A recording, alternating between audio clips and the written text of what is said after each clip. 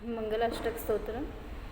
अर्हन्तो भगवन्त इन्द्रमहिता सिद्धाश्च सिद्धीश्वरा आचार्याजिनशासनोन्नतिकरा पूजा उपाध्यायका श्रीसिद्धान्तसुपाठका मुनिवरा रत्नत्रयाराधका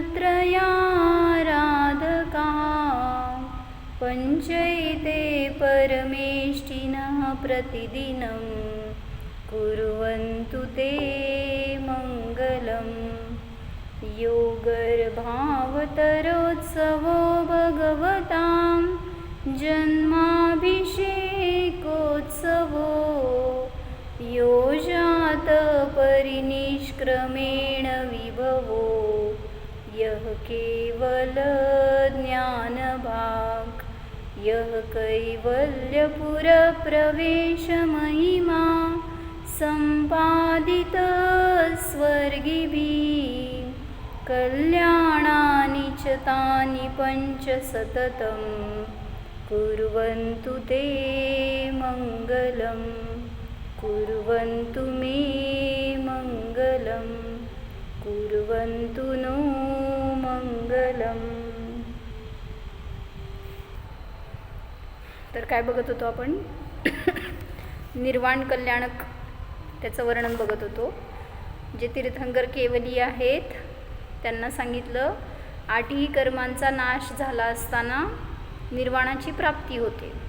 तर ते निर्वाण कसं असतं किंवा त्या निर्वाणाचं काय सुख आहे हे सगळं आपण किंवा त्या निर्वाणाचं लक्षण कसं आहे हे सगळं आपण बघितलं वेगवेगळ्या गाथेच्या माध्यमातून. वेगवेगळ्या आचार्यांनी निर्वाणाचं वर्णन करून सांगितलं. ॲक्च्युली निर्वाणाला गेलेलेच निर्वाण काय आहेत जाणतात.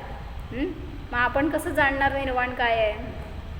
तर केवली भगवंतांच्या दिव्यध्वनीमध्ये खिरलं ना सगळं, म्हणून तर आपल्याला समजते निर्वाण काय आहे किंवा काय दशा असते सिद्ध अवस्थेमध्ये, सिद्ध अवस्था काय असते, कधी प्राप्त होते, हे सगळं आपल्याला कसं कळणार? मग ते सगळं दिव्यध्वनीतून केवलींनी सांगितलं म्हणून आपल्याला आत्ता हे सगळं समजतंय. आणि शेवटी सांगितलं ना की ज्याला आंशिक शुद्धता प्राप्त झाली आहे त्याला संपूर्ण शुद्धी होतेच.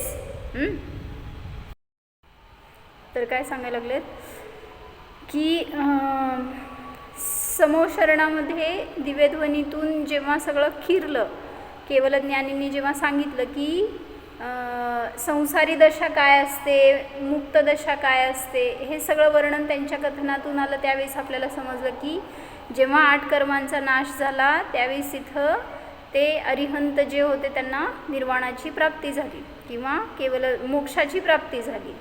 जे तीर्थंकर केवली होते त्यांचं निर्वाण कल्याणी केलं जातं देवांच्या द्वारे. तर एक योगसारमध्ये गाथा घेतली होती त्यांनी, निर्वाण कधी प्राप्त होतं ह्याच्यासाठी. म्हणजे तुम्हाला जर लगेच निर्वाण पाहिजे, कोणाला पाहिजे हो? शीघ्र निर्वाणाची इच्छा ज्याला आहे त्यांनी काय करायचं? इच्छा असेल तर सांगते, नाही तर राहू दे. तर शीघ्र निर्वाण कोणाला होतं याच्यासाठी त्यांनी एक गाथा घेतली की तुम्हाला सगळं समजलं आहे आता. सगळं म्हणजे काय, थोडंफार जरी ज्ञान आहे आता, तत्त्वाचं ओळख आहे किंवा आत्मस्वरूपाविषयी सगळं आता तुम्ही समजून घेतलं आहे शब्दातून, तर त्याच्या पुढं जाऊन आता काय करायचं ह्याच्यासाठी सांगायला लागले. सगळा काय म्हणायचं, 6 द्रव्य समजले, 7 तत्व समजले, सगळं शाब्दिक ज्ञान तर झालं, द्रव्यश्रुत तर झालं. आता ह्याच्या पुढं काय करायचं ह्याच्यासाठी म्हणून त्यांनी एक गाथा छान घेतली बरं का. काय सांगितलं की हे शरीर पुद्गल आहे आणि तुम्ही जीव आहे. मग मी जीव आहे आणि बाकी सगळं माझ्यासाठी अजीव आहे, बरोबर? काहीही असू देत, ते माझे विकारी भाव असतील तरीसुद्धा ते माझ्यासाठी अजीवच आहेत किंवा काय म्हणायचं निरुपयोगीच आहेत. म्हणून मी माझं द्रव्य सोडून बाकीचं सगळं काय आहे तर निर्जीव आहे, अजीव आहे, माझ्यासाठी ते उपादेय नाही. मग काय करायचं हे समजून ह्याच्यासाठी सांगतायत बरं का. छान आहे गाथा एकदम. मी काय म्हणले, जीव आणि अजीव एवढ्यात भेद झाला, तो भेद समजला तरी सुद्धा बास आहे. कशासाठी? तुम्हाला निर्वाणापर्यंत नेण्यासाठी. मग त्यासाठी काय सांगतात बघा, पुगलू अण्णूजी अण्णूजीऊ अण्णूजी सहु व्यवहारू. एवढी मस्त गोड भाषा आहे ना योगसारची. काय सांगितलं?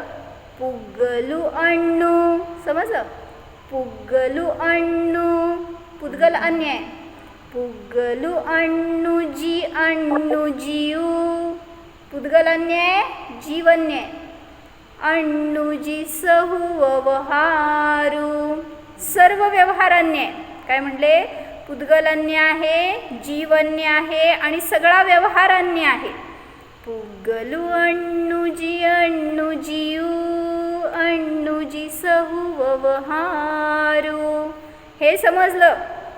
सगळ्या शास्त्रांमधून तुम्हाला सगळ्या संपूर्ण जिनवाणीमध्ये एवढंच सांगितलंय. काय? जीवोन्य पुद्गलश्चान्य इत्यसौ तत्वसंग्रह. मग तीच गाथा ही पण घेतली आहे. मग त्याच्या पुढं काय करायचं हे समजून, नुसतं समजून घेतलं तुम्ही, पुद्गल अन्य आहे, सगळं शरीर अन्य आहे, परद्रव्य अन्य आहेत, मी अन्य आहे, एवढं समजून पुढं काय करायचं हे सांगताय तिथं. पुगलू अण्णूजी अण्णूजीऊ अण्णूजी सहु व्यवहारू. चय ही विपुगलू. काय करा हे समजून? चय ही म्हणजे सोडावे. कोणाला? पुगलू. चय ही विपुगलू, पुद्गलाला सोडलं. कोणाला ग्रहण करा?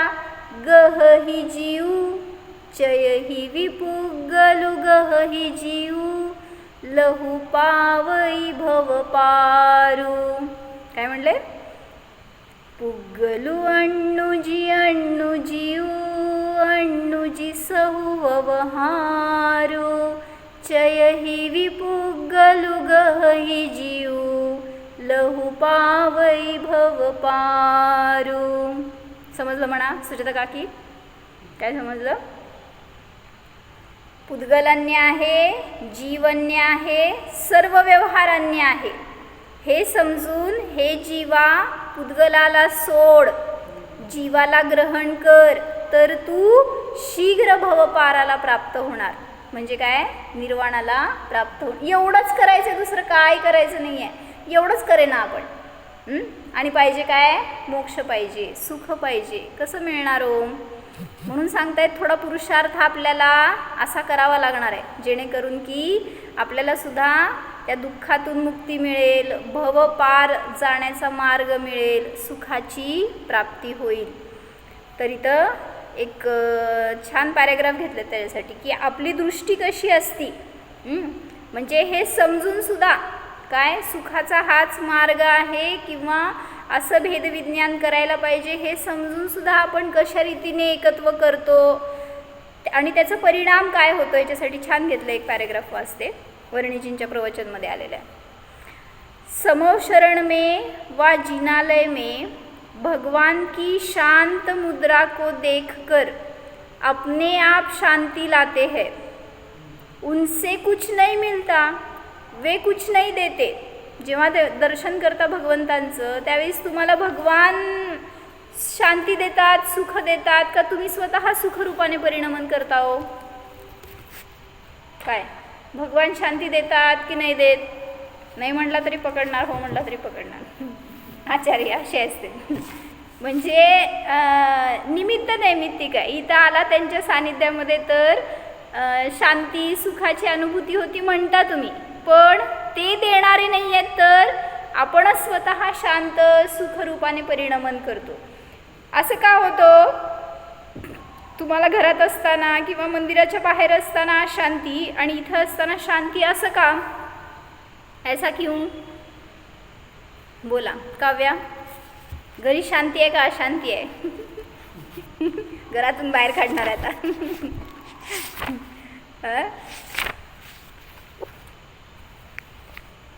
शांती का अशांती तुमच्या घरात? सगळ्याच्या समोर सांगायचं नाही. सगळ्याच्या घरात. बोला बोला. घरात तर अशांतीच असते. होय ना? का घरात राहिलाय मग? तुम्हाला शांती पाहिजे का अशांती? शांती शांती. अशांती आहे एवढं समजून सुद्धा आपण तिथंच राहतोय, तिथंच रमतोय, मग कोण तुम्हाला शांत आणि सुखी बनवणार हो? म्हणून त्याचं कारण काय सांगितलं माहिती का? तुम्ही त्या पराशी अटॅच होता.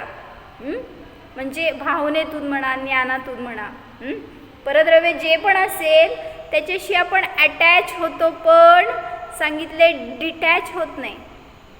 जेवढं शीघ्र तुम्ही त्यांच्याशी अटॅच होता ना, तेवढं शीघ्र डिटॅच होता का हो?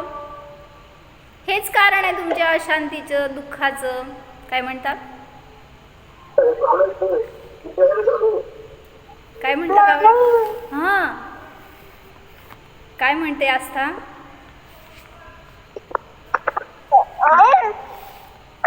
मी शांत आहे. सांग, मी शांत आहे. तर म्हणून काय सांगितलं की जेवढ्या काय म्हणायचं, जेवढ्या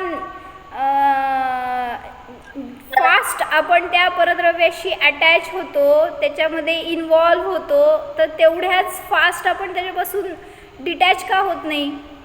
तेवढ्या लवकर का सुटत नाही आपलं परद्रव्य, परिग्रह? ते सोडताना किती विचार करता हो तुम्ही? आणि तेच काहीतरी आणायचं, कोणीतरी काहीतरी देणार आहे हे कळलं तर किती लवकर ग्रहण करायला तयार. काय म्हणले मावशी? आपल्याला कोणीतरी नवीन दागिना देणार असेल, तुम्ही काय म्हणता? नको नको, कशाला कशाला, काय म्हणते? समज कोण काहीतरी द्यायला लागलं तुला तर काय करता हो? हसी खुशी एकदम ते घ्यायला तयार आपण. नवराच जाऊ देत, कोण देत नाही आपल्याला दुसरं. नवरा देणार असेल घेणार की नाही हो? काय म्हणे सुजाता काकी? किती आनंदाने त्याच्यामध्ये आपण लगेच तयार. मग सांगताय तिथं की तुम्ही जेवढं ते शीघ्रतेने ग्रहण करायला जाता, तेच सांगितलं उद्या तुम्हाला सोडा म्हणलं, दान करा म्हणलं, किती लवकर सुटतं होते आपल्यापासून. तिथं भाव कसे असतात म्हटलं नाही. इथं ज्यावेळेस हे मंदिरचं काम सुरू झालं त्यावेळेस इथं प्रवचनमध्ये सांगितलं, सगळ्यांना दानाची प्रेरणा केली होती. म्हटले की तुमच्याकडनं सगळ्यात बाहेर अनेक ठिकाणी तुम्ही पैसे खर्च कराल की भोगासाठी वापराल, पण एक जिन मंदिर जर तयार झालं आपल्या निमित्तात, आपल्याकडून, आपल्या खर्चानी किंवा आपल्या दानाच्या निमित्तात, तर अनेक जीवांना त्याचा लाभ होईल आणि कदाचित त्यातनं एखादा सम्यक दृष्टी झाला, एखादा मोक्षाला गेला तर आपलं त्याच्यामध्ये अनुमोदना झाली. मग असं सांगितल्यावर सांगितलं इथं अनेकांनी आपले सगळे किती जणांनी तर दागिने वगैरे दान केले. खोटे नाही बरं का, खरे बांगड्या, कानातले, गळ्यातलं असं अनेकांनी आणून टाकलं आणि मग त्याच्या निमित्तात असं हे मंदिर उभारलं. म्हणजे ह्याच्या वेळेस मग म्हणजे पंचकल्याणिक जेव्हा करायचं होतं त्यावेळेस ते असं दानाची प्रेरणा केली, तर लोकांनी असं लगेच पट टाकलं. आपण किती टाकणार सांग? काढ बघू चल कुठले कुठले दागिने तुझ्याकडं. म्हणजे आपण जे ठेवतो ना, घालायचं नाही बिलकुल आता इथून कुठे गेल्यावर पण मग नाही. मग सध्या विद्या काय नाही आहे ना, मोह अजून आपल्या परिणामात ठेवलाय आपण. मोहाशिवाय अंगात घालत नाही. मोह सुटला तर आपण घालणारच नाही ते. म्हणून सांगितलं असं जेवढ्या लवकर त्याला ग्रहण करता तेवढ्या लवकर सोडण्याची बुद्धी झाली तर निर्वाण होणार, शीघ्र निर्वाण होणार. अन्यथा अजून खूप दूर आहे मग संसार आपला, अजून भरपूर भटकायचं आहे असं त्याचा अर्थ होतो.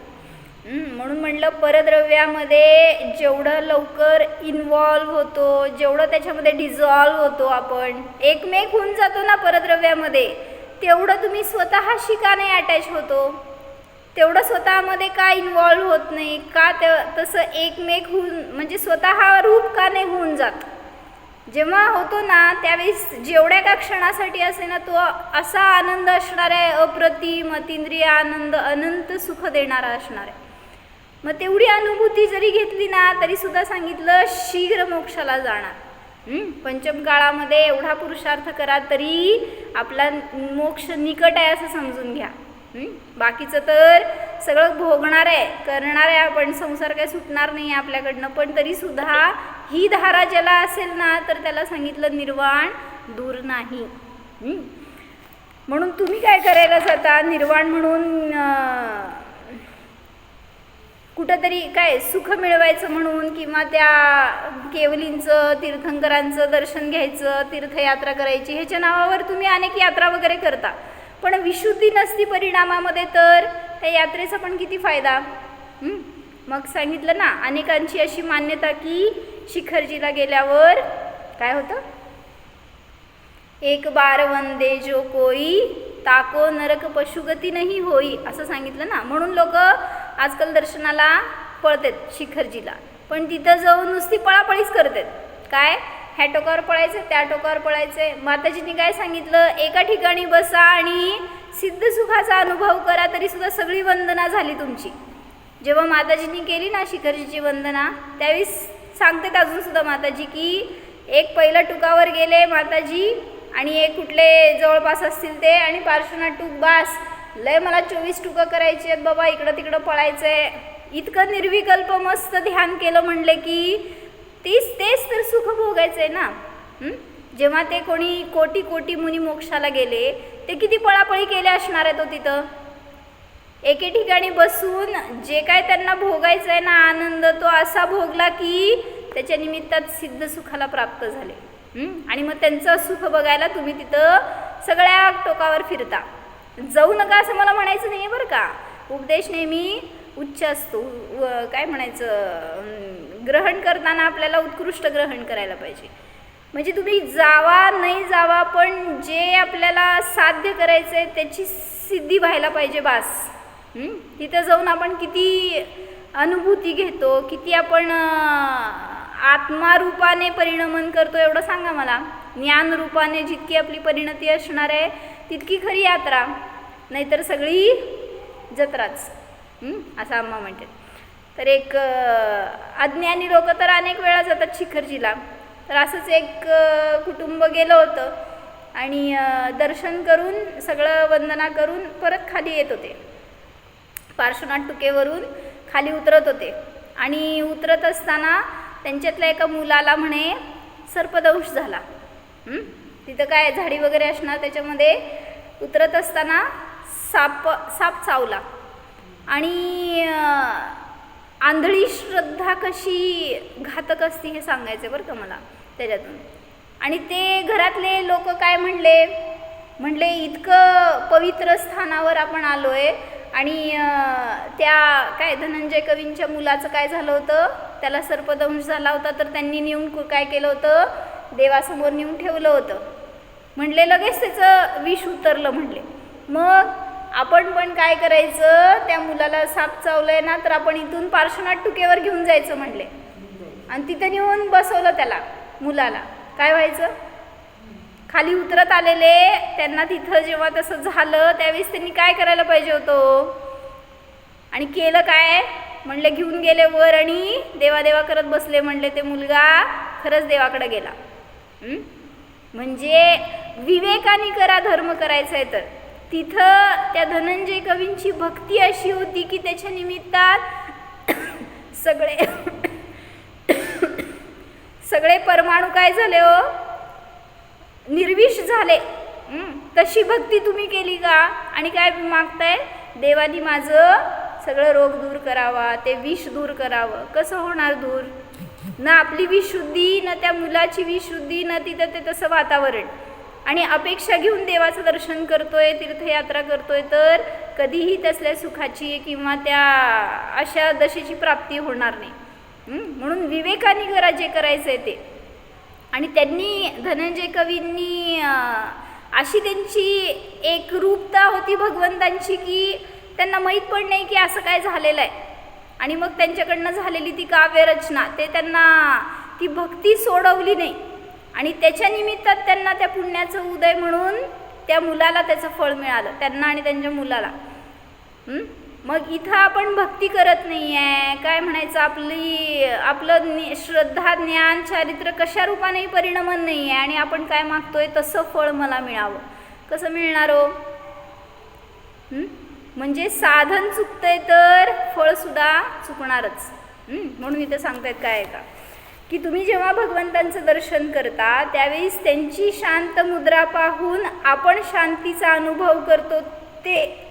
ते आपलं परिणमन आहे. त्यांनी शांत बनवलं नाही आहे आपल्याला, आपण स्वतः शांत रूपाने परिणमित झालो. लेकिन संयोगी दृष्टि वाले मोही जीव को पर के संबंधों में ऐसा लगता है यह चीज़ हमारी ही है. तब दुखी कौन होता है? वह मोही जीव. मोही जीव आहे तो दुखी होतो.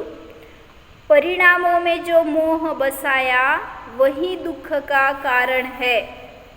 कोण दुःखी केलं आणि कोण सुखी केलं? तुम्हीच तुम्हाला दुःखी करताय आणि तुम्हीच तुम्हाला सुखी करताय. मग काय करायचं हे तुमच्या परिणामांवर अवलंबून आहे. मग त्यासाठी एक उदाहरण दिले चांगलं त्यांनी. जम्बू स्वामी को देखो. जम्बू स्वामी को उनके घर वालों ने, स्त्रियों ने और दूसरे मित्रों ने कैसा समझाया, मनाया कि अभी आप दीक्षा न ले. काय केलं हो त्यांनी? जम्बू स्वामींना 4 बायका, त्यांची आई, ते मामा कोण आलेला, असं अनेकांनी मिळून समजवण्याचा प्रयत्न केला, मोही बनवण्याचा प्रयत्न केला. पण काय झालं? आत्ताच दीक्षा घेऊ नको असं सांगितलं. किंतु उनके मन में उनकी एक न भाई, एक सुद्धा त्यांची गोष्ट त्यांच्या मनामध्ये उतरली नाही. क्योंकि उनकी दृष्टि अपने एक शुद्ध तत्व पर स्थित हो रही थी. ज्याला ती दृष्टी मिळाली, तो विषय मिळाला ना, तुम्ही कितीही चलित करायचा प्रयत्न करा, चलित होत नाही. जब पदार्थ स्वतंत्र आने लगते हैं और आत्मा अपने स्वतंत्र रूप में स्थित रहने के लिए तैयार हो जाता है, तब उसे दुनिया की कोई दूसरी बात नहीं रुचती. लेकिन जिसे ऐसी समझ नहीं आई, चाहे वह 50 लाख का ही धनी क्यों न हो, इतना ही क्यों, राजा, महाराजा, सम्राट, चक्रवर्ती और इंद्र ही क्यों न हो, मोह के कारण वह दुखी हो रहा है. दुखी ही रहेगा. काय म्हटले मावशी? कोण दुखी? का दुखी? मोहाच्या निमित्तात दुखी आहे. मग त्याच्याजवळ सगळं वैभव का असे ना, इंद्राजवळ काय नाही आहे हो, सगळं वैभव असताना सुद्धा का दुःखी? तर तो परिग्रह, ते वैभव सुखाचं कारण नाही आहे. तुमचं ज्ञान, तुमची परिणती सुख देणारी आहे किंवा दुःख देणारी आहे. म्हणून सगळं वैभव असताना सुद्धा ते जीव दुःखी आहेत. अनाकुलता जब सुख का कारण है, तब आकुलता दुःख का ही कारण है. म्हणजे दुःख का आहे? जिथं आकुलता आहे तिथं दुःख आहे. प्रत्येकाला आकुलता आहे की नाही सांगा? वेगवेगळ्या प्रकारची आकुलता आहे तुम्हाला. एकाला धन आहे तर परिवार अनुकूल नाही आहे, एखाद्याला परिवार अनुकूल आहे तर धन नाही आहे, एखाद्याला सगळं अनुकूल आहे तर शरीर निरोगी नाही आहे, एखाद्याला पुढची मागची चिंता लागू नये. काय नाही आहे हो? कोणाला अनाकुलता आहे? संसार आहे तर तिथं त्या संसाराची जितकी तुमची अटॅचमेंट आहे तितकी आकुलता असणारच. म्हणून आकुलताच दुःखाचं कारण आहे आणि जिथं निराकुलता आहे तिथं सुख आहे. म्हणून त्या घराला सोडा म्हणायचं नाही आहे. पहिल्यांदा काय म्हणायचं आहे? घरात आहे ना तुम्ही, तरीसुद्धा निराकुलतेने राहण्याचा प्रयत्न करा ना. त्याच्याशी जेवढं तुम्ही एकत्व करणार आहे, हे असंच असायला पाहिजे, ह्याचं परिणमन असंच व्हायला पाहिजे, ही वस्तू इथंच ठेवायला पाहिजे, ही का तुटली, हे का राहिली, हे जितके तुम्ही त्याच्यामध्ये भाव जोडत राहणार आहे ना, तेवढं तुम्हाला नियमाने आकुलता होणार आहे. हो म्हणा. बरोबर आहे का चुकलं? आम्हा सांगते, एखादा चमचा जरी हरवला ना घरातला, तरीसुद्धा त्या बाईचं चित्त स्थिर नसतं. काय हो त्याच्या निमित्तात अडणार आहे काम आपलं, तरीसुद्धा ती आकुलता, ती काय म्हणायचं, दिवस रात्र त्या आकुलतेमध्ये घालवते आणि मग त्याच्या निमित्तामध्ये दुःख भोगत राहते. म्हणून सांगतायत अनाकुलता आहे तर सुख आहे. मग अनाकुलता कुठे आहे? स्वभावामध्ये. जेवढा वेळ तुम्ही घरामध्ये असताना सुद्धा जेवढा वेळ ध्यान करणार आहे ना, की मी या सगळ्यापासून भिन्न आहे, जाणणार आहे, बघा ना निराकुलता मिळते आपल्याला. आणि आवश्यक आहे ते तुम्हाला. त्याच्याशिवाय संसारातून सुटका नाही. खरंच मनापासून ज्याला वाटतंय ना की आपल्याला सुटायचं आहे या सगळ्या कचाट्यातून, या सगळ्या परिभ्रमणामधून, त्यांनी सिरियसली ध्यान करा. थोडा वेळ का असेना ध्यानासाठी द्या, सकाळी का असेना, दुपारी, संध्याकाळी. कोण आहे मी ह्याचं जरा अनुभव व्हायला पाहिजे का नको. आणि आज सकाळी सांगितलं सगळं पंडितजींनी, म्हटले स्वाध्याय करा. जितकं स्वाध्याय आणि ध्यानामध्ये उपयोग जोडणार आहे ना, तितकं आपल्याला एक ज्ञानाला दिशा मिळते, एक स्थिरता मिळते, एक विषय मिळतो, एक आनंद मिळतो. अनुभवून तर बघा. तर तिथं अनाकुलता आहे. माँ अपने बच्चे को किसी अनिष्ट व दुखकारी प्रसंग में गाली देती है और कहती है मर जा. सो ऐसा वह अपनी मूर्छा व कषाय से कहती है. किती तिला वाटतं ती तो मरावं म्हणून. ह्याला म्हणायचं मोह बरं का. उसके दुःख को सहन नहीं कर सकती. त्याला किती दुःख व्हायला लागलं हे ती सहन करू शकत नाही आहे आणि त्यावेळेस त्याला असं गाली देती है बरं का. तब इस तरह की कषाय प्रवृत्ति करती है. कोई माँ अपने विषय कषाय में बाधक होने से भी पुत्र को बुरा भला कहती होगी. वह भी मोह के कारण पैदा हुई कषाय का एक कर्म है जो कि दुखकारी कारण है. उस दुख को सहन नहीं कर सकती जिससे कि उस तरह के कषाय पूर्ण उद्गार प्रकट किया करती है. तिला जे सहन झालं नाही ना कषाय, ते असं बाहेर पडतं. कोणाला? तिला. तुम्हाला नाही. तर जे कोणी असं चिडतात, आपल्या मुलांवर कषाय करतात, तर त्या सगळ्यांचं सांगतायत की तुम्हाला ते कषाय बेर नाही झाले, काय म्हणायचं, त्यातून उद्रेक असा होतो की ते बाहेर पडतं. म्हणून सांगतायत काय करा, तुम्ही तुमचं कषायाला जरासं सांभाळा ना. कसं सांभाळायचं? आपले कषाय जे आहेत ते तीव्रतेला जितकं प्राप्त होणार तितकं नियमाने तुमचंच तुम्हाला दुःख भोगावं लागणार. उस दुःख को सहन नहीं कर सकती जिससे कि उस तरह के कषाय पूर्ण उद्गार प्रकट किया करती है. प्रत्येक जीवों की मोह के कारण ऐसी ही दुख की अवस्था हो रही है. मोह की बड़ी विडंबना है. म्हणून सांगतायत की तुम्ही काय करा, अशा रीतीने सुखाचा अनुभव करा. आणि दुःख कधी आहे? मोह आहे तिथं दुःख आहे.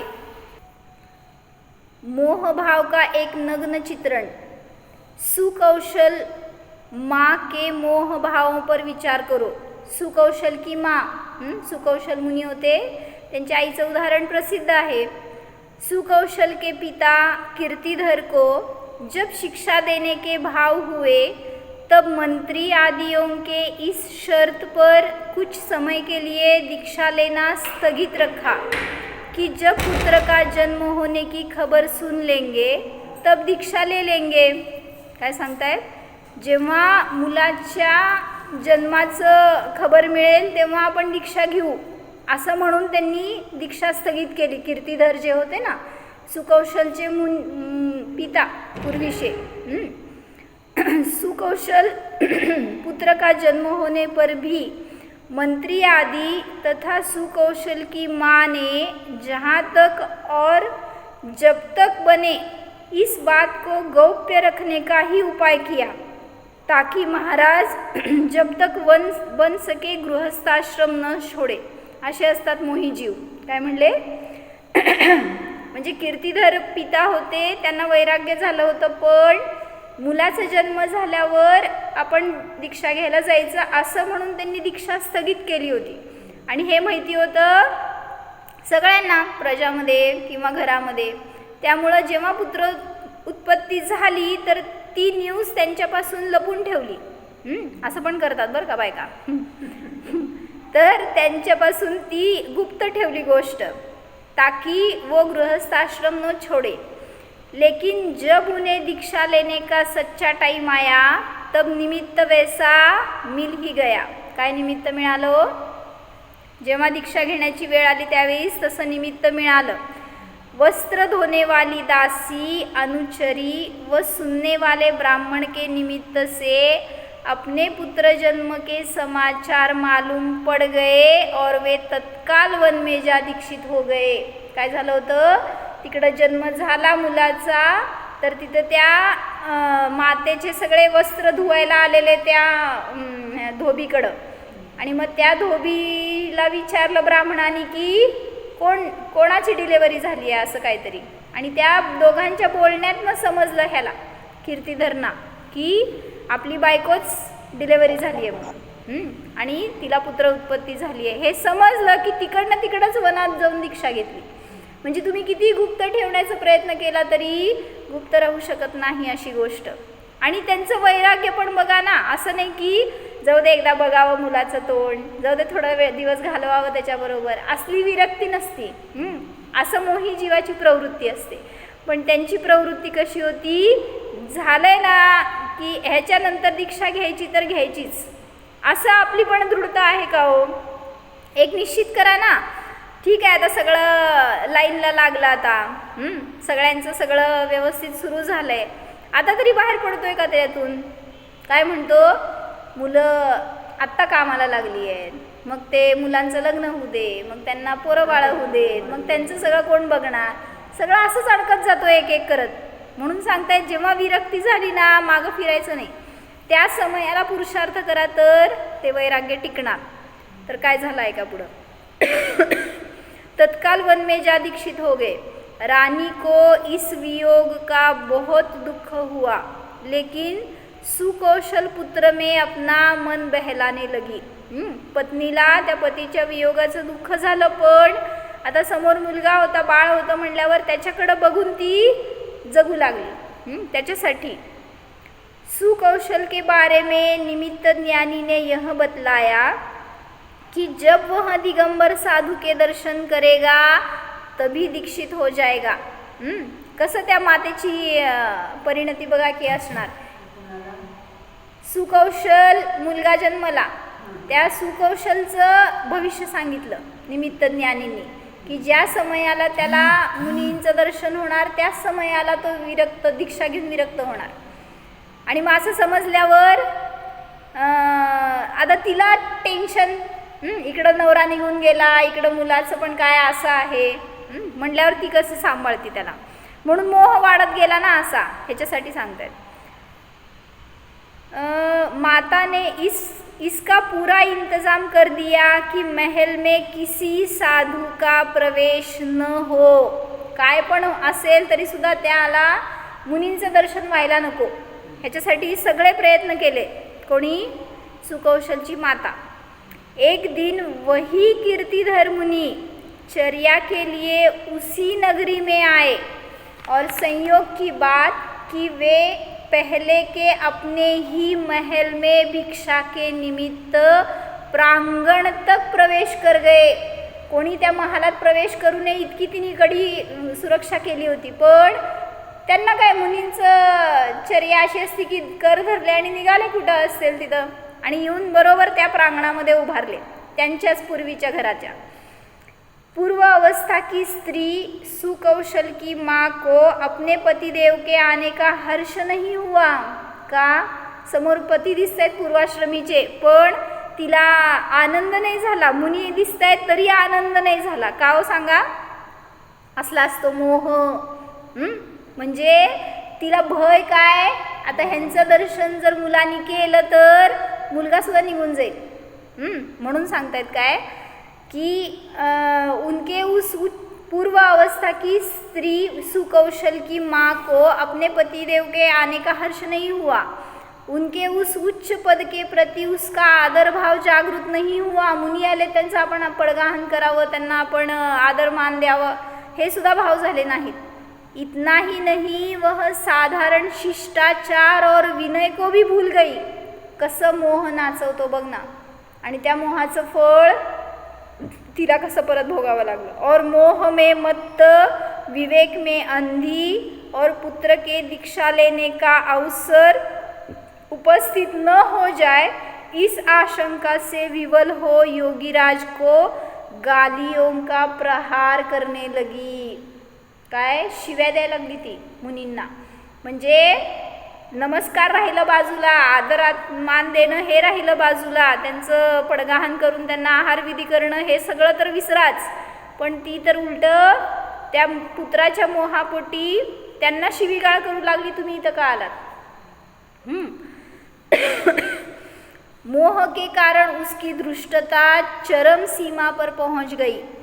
जिस योगी को इंद्र और धरणेन्द्र पूजते हैं, जिन्हें संसार के स्वार्थों से कोई संबंध नहीं रह गया है, जिन्होंने आशाओं को पीछे ढकेल दिया है, ऐसे मुनिराज, और जो कि दीक्षा लेने के पूर्व उसके प्रिय पतिदेव थे, जिनके लिए दीक्षा नहीं लेकर घर में ही रहने के लिए अनेक षड्यंत्र रचे थे, वे ही पुरुष निर्दोष अयाचक वृत्ति से घर में पधारे और स्त्री उन्हें देखकर प्रसन्न न हो, झुंझलाहट में आवे, अपशब्द कहे. यह सब क्या है?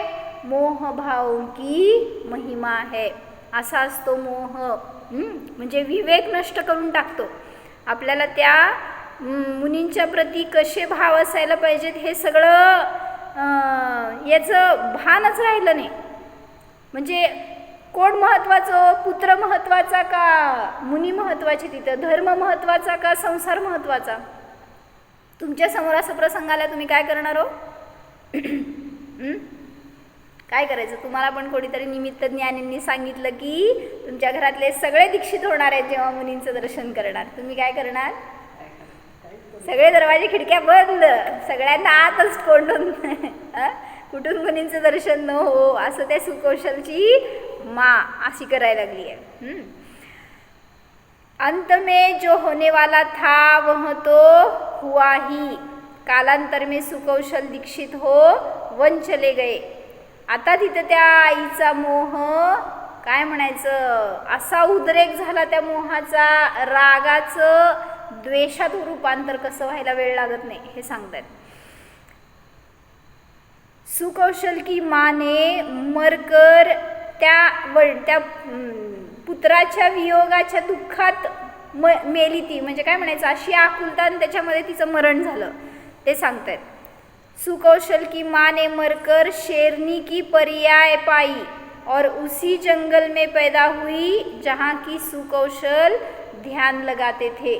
जिथं ते मुनी ध्यानस्थ होते, मुलगाच पूर्वाश्रमीचा पूर्वजन्मीचा, त्याच जंगलामध्ये ती शेरनी होऊन जन्मली. कसं संयोग का बरं मिळतो असा? असे भाव आपले. एक दिन ध्यानस्थ सुकौशल को शेरनी ने देखा और पूर्व भव के मोह से उत्पन्न होने वाली द्वेष कषाय से उनके ऊपर आक्रमण किया, क्योंकि जहाँ जितना अधिक मोह होता है वहाँ उतना ही अधिक द्वेष भी हो जाता है. म्हणून कोणाशी तीव्र राग पण नको आणि कोणाशी तीव्र द्वेष पण नको. इतकी सरळ सहज परिणती पाहिजे, इतकी समभावरूप परिणती पाहिजे. त्याचा अभ्यास आत्ता करायचा. मुनी झाल्यावर करतो म्हटल्यावर होणार नाही. म्हणून म्हटलं आत्ता जेवढं आपण संस्कार करणार आहे तितकं विरक्ती राहणार परिणामामध्ये.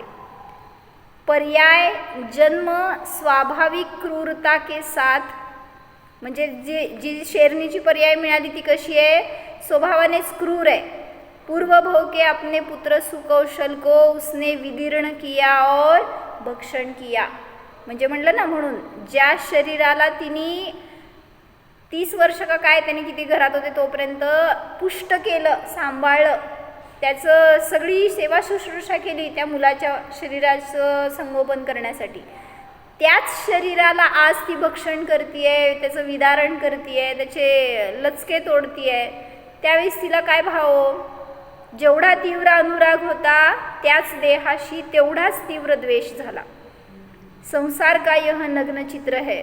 जिसने अपने शरीरांश से गर्भ में पुष्ट किया, जन्म होने पर अत्यंत गाढ अनुराग पूर्वक पाला पोषा. पहिल्यांदा गर्भात पोचलं, परत जन्म झाल्यावर पोचलं. अपने दूध से उसका खून मांस तयार किया. बनवलं तर तिनेच सगळं त्याच्या शरीराची रचना असद्भुत व्यवहाराने. आज उसे ही क्रूरतापूर्वक भक्षण कर रही है. आपणच बनवायचं आणि आपणच त्याचा नाश करायचा. म्हणजे बनवायला किती वर्ष लागतात, किती दिवस लागतात आणि तोडायला आणि मोडायला, नष्ट करायला किती क्षण लागतात. हाय रे संसार का चरित्र, ऐसा विलक्षण विभत्स चित्र उपस्थित करने पर भी मोही प्राणी तुझसे विरक्त नहीं होते. धिक्कार है उनकी पर्याय बुद्धी को. कशासाठी ऐकलं हे आपण? म्हणून तुम्ही काय करताय, स्वतःचं शरीर तर सोडा, अन्याच्या शरीराशी, अन्य संयोगाशी इतका मोह जोडतोय तर त्याचं फळ काय मिळणार हो? नियमाने आकुलता होणार, संसार परिभ्रमण होणार आणि त्या संसारामध्ये इतकं गाडले जाणार आहे आपण की त्याच्यातून आपल्याला कोण काढू शकणार नाही. म्हणून काय गाथा सांगितली पहिल्यांदा?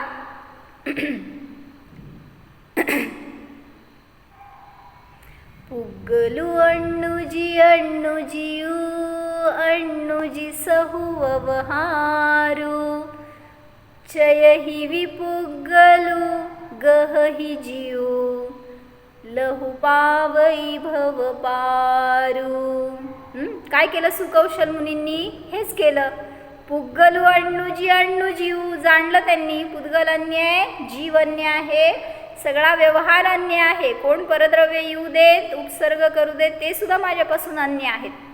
आणि हे जाणून क्षयही विपुग्गलू, होईना शरीराचं काही पण. आणि मग त्या शरीराशी मोह जितका कमी होत गेला, सुटत गेला, तितकं स्वभावामध्ये लीनता झाल्यानिमित्तात हा परिग्रह, शरीराचा परिग्रह सुद्धा सुटला. आणि मग त्याच्यामध्ये शीघ्र भवपाराला ते प्राप्त झाले. उधर सुकौशल योगी का विचार करने पर दूसरे पक्ष की बात मिलती है कि इतना घोर उपसर्ग आने पर भी उनको अपने तन की सुध भी नहीं आई, जिससे न शरीर भक्षण का दुःख आया न शेरनी पर रोष हुआ. आपण काय करणार? कोणी नुसतं शिवी दिली तरी त्याच्याविषयी द्वेष करतो. इथं तर ते सगळं शरीर नष्ट करते येते तरीसुद्धा त्यांच्याविषयी, त्या वाघाविषयी द्वेष नहीं झाला त्यांना. ऐसी ध्यान की ऊंची अवस्था आने पर तत्काल ही उन्हें केवल ज्ञान वृद्धि प्राप्त हुई. शरीर पात के साथ सारे कर्मों का निपात हुआ. सुकौशल मुनि सिद्ध परमात्मा बन गए. जय बोलो सुकौशल मुनि भगवान की, सिद्ध भगवान की जय. पश्चात माँ के जीव शेरनी को भी उद्बोध हुआ. जिथं त्यांची स्थिरता झाली ना, त्यांच्या निमित्तात त्या शेरणीला सुद्धा पश्चाताप झाला, जिनी की त्यांना मारलं. त्यांना केवळ ज्ञानाची प्राप्ती झाली, त्याच्यातून सिद्ध अवस्था प्रगट झाली. त्यांच्या स्थिरतेच्या निमित्तात त्या शेरणीला तिचं परिवर्तन झालं, त्या वाघिणीचं. उसको उद्बोध हुआ और उसे वस्तु स्वरूप की पहचान हुई. तब क्षण भर में भी उसकी भी अवस्था बदल गई.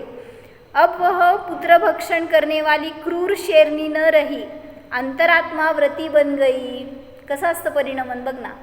म्हणजे तुम्ही जेवढं स्थिर राहतात, तुम्ही जेवढं दृढतेने धर्मामध्ये असतात, तेवढं तो समोरचा जीव परिवर्तित होतो. करायला जायचं नाही त्याला. परिवर्तन करायला गेला तर आपणच आपल्या स्थिरतेपासून च्युत होतो. सारी क्रियाओं में भोजन और पान को छोड़ संन्यास में स्थित हो गई. त्या वाघिणीने सगळं सोडून दिलं, खानपान, आणि व्रत घेतले, नियम घेतले. और आयु के अंत में स्वर्ग में पैदा हुई. भावों के दो पहलू और तत्काल ही उनके भिन्न भिन्न विलक्षण अच्छे और बुरे फल इस कथानक से बिल्कुल स्पष्ट होते हैं. इस समय भी यदि कोई पूर्व भावों को बताने वाला ज्ञानी योगी होता तो भावों के ऐसे विलक्षण रूप और उनका फल देखने सुनने को मिलता. तुम्हाला कोणी आज असे विलक्षण ज्ञानी असते तर त्यांच्याकडून पण सगळं कथन मिळालं असतं ऐकायला. पण तुमचं भाग्य नाही आहे की असे योगी तुमच्याजवळ नाहीत.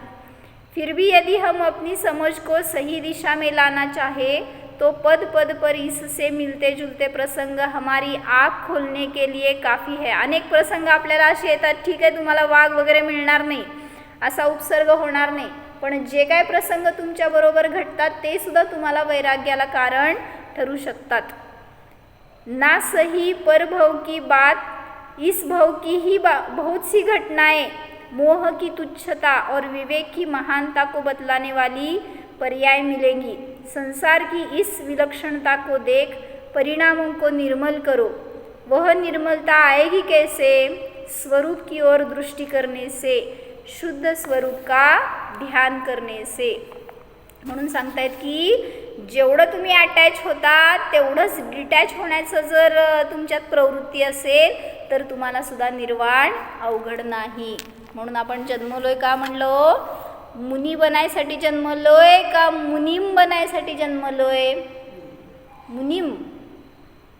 मुनीम नाही. आपल्याला कोणाचं काय लेखाजोखा ठेवायचं नाही आहे, त्यांचं कोणाचं यादी ठेवायची नाही आहे. तर आपल्याला आपल्याच परिणामांकडे बघून आपली विशुद्धी अशी वाढायला पाहिजे. आपलं ज्ञान ध्यान साधनेमध्ये आपण असं तत्पर व्हायला पाहिजे की मुनिदशा, केवळ ज्ञानदशा आणि सिद्धदशासुद्धा सहजतेने प्रगट होऊ शकते. म्हणून स्वतःच्या आत्म्याला जाणत राहा. हो, जाणा.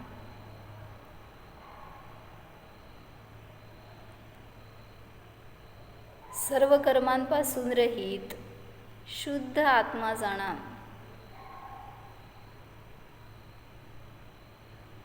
हा मी परमात्म स्वरूप आहे. चेतन जीव आहे. पहा, माझ्यामध्ये मोह नाहीच.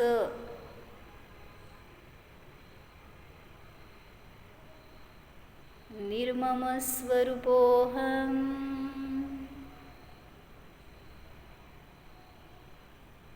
सिद्ध स्वरूपोऽहम्.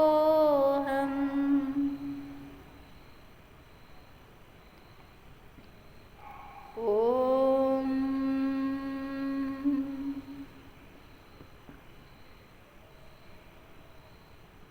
विसर्जन.